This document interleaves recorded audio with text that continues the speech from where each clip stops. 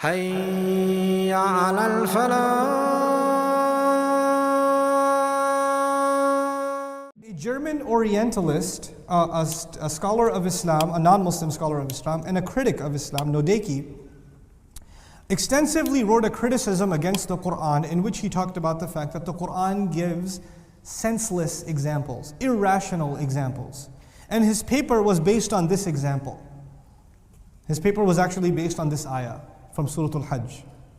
The ayah says, حُنَفَاءَ لِلَّهِ غَيْرَ مُشْرِكِينَ بِهِ, people that are solely dedicated to Allah while they don't do any shirk with Him. وَمَنْ يُشْرِكْ بِاللَّهِ, and whoever would commit the crime of shirk with Allah, whoever would associate anybody else with Allah, فَكَأَنَّمَا خَرَّ مِنَ السَّمَاءِ, then it is as though he fell from the sky. So the guy who does the crime of blasphemy with God, associates someone with Allah, is compared to someone who is falling from the sky. Nodeki says that doesn't make any sense. Nobody ever falls from the sky. An example is supposed to be relatable. Who can relate to someone falling from space?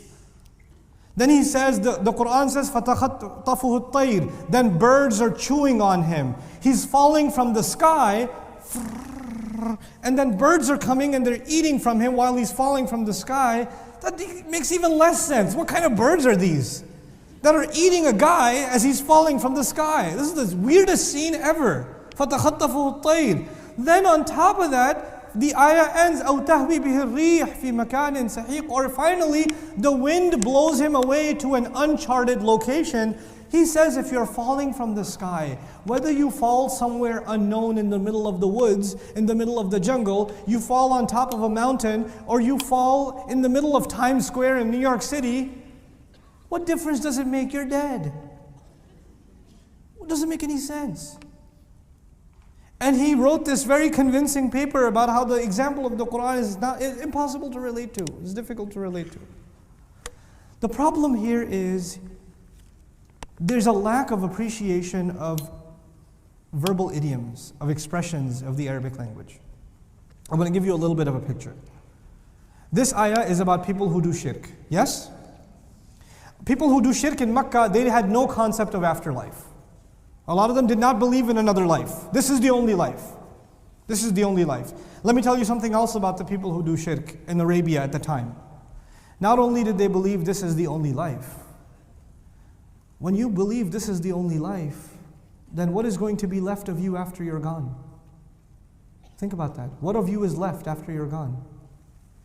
Your children? Maybe your name, your memory, your legacy, right? If you don't believe in an afterlife, human beings have a desire to live on. You know that? Inherently, we have a desire to live on. So if you don't believe in Jannah and Jahannam and Qiyamah, you don't believe in any of that stuff, then you know what you say to yourself? I need to figure out a way to live on. So what do people do when they don't believe in an afterlife? They decide that they're going to do something that will force people to remember their name. So nowadays you'll have people that are very wealthy and they're 99 years old and they're about to die and they donate all of their wealth to a hospital. They were cheap their entire life. They kept millions to themselves that they never spent. But as soon as they're about to die, they give the whole thing to charity, like it's a really generous thing to do. Generous? You weren't going to have it. You're dead. But they give it, why? Because they put a condition. If I give this to this hospital, you have to build a statue of me at the entrance of the hospital that says the really old dead guy College of Medicine. Why do they do this? They need their name to live on. There's a desire for a human being to become immortal. And actually, Allah put that desire in us because He wants us to earn Jannah. That's inside of us, to want to earn His paradise. But anyway, let's go back to the mushrik. The mushrik back in the day is not going to give millions of dollars in donation and get his monument made. How did he live on forever? He lived on forever because for the Arabs, you know that they used to love going into fights, right? Battles.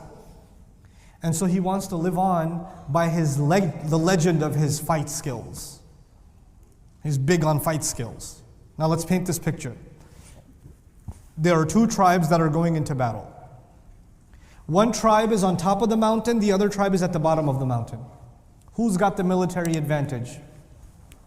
People on top.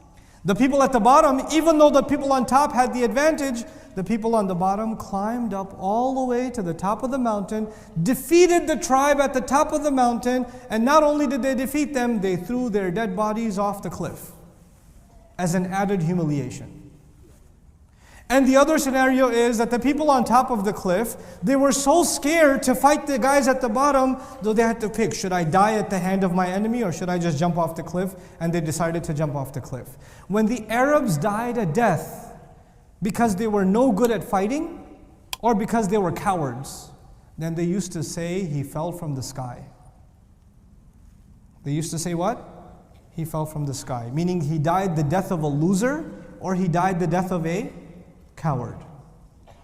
And the worst thing, the worst, most humiliating thing the mushrik could ever hear about his father or about his grandfather or about his son is, you're that guy's dad? Or the guy who fell from the sky? Worst humiliation for him. Because understand, shirk is humiliating. It's a humiliating thing to do shirk. But the mushrikun don't understand what the humiliation of Judgment Day will look like. They don't believe in it. So they have to be given a picture that they can relate to. So Allah gave them a picture they can relate to. What's the closest thing to humiliation they can relate to? The association of someone falling from the sky. Now in a battle, when somebody falls from the cliff, which is what they call falling from the sky, when somebody falls from a cliff, his dead body is at the bottom, mangled and broken up and bloodied. What happens at the end of ancient battles? Your own people come, they collect your body and they give it a proper burial. Isn't that the case? But these dead soldiers, these dead warriors are such an embarrassment to their own people that nobody came to bury them. Nobody came. Their own people disowned them. So their funeral service was not offered by their own tribes. Their funeral service was offered by certain birds. What kinds of birds are we talking about? Vultures. Birds are chewing on their corpse. And these birds are known for eating disgusting things, isn't it?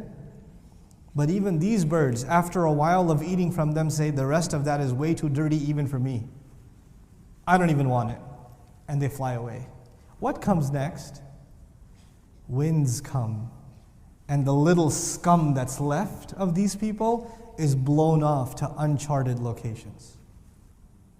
Humiliation of falling from the sky, humiliation of vultures eating off of your corpse, and the humiliation of your flesh and bones being scattered on the earth to unknown places. For the Arab who didn't believe in an afterlife, the only thing he wanted was, at least people will respect me after I'm gone. The worst thing he could imagine has been described. An example is supposed to be direct, it's supposed to be relatable.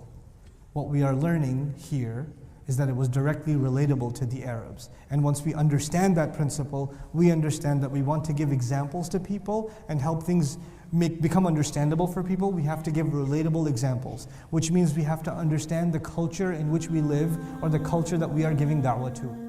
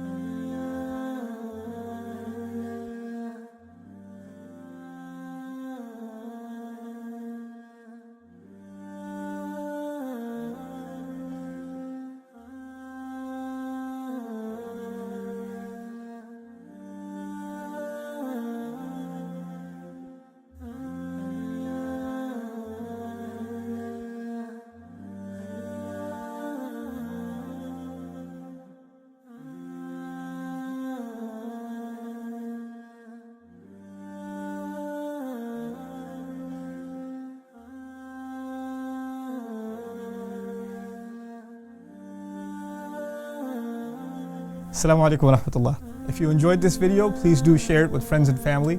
If you want to see more videos from this series, click on the box at the top.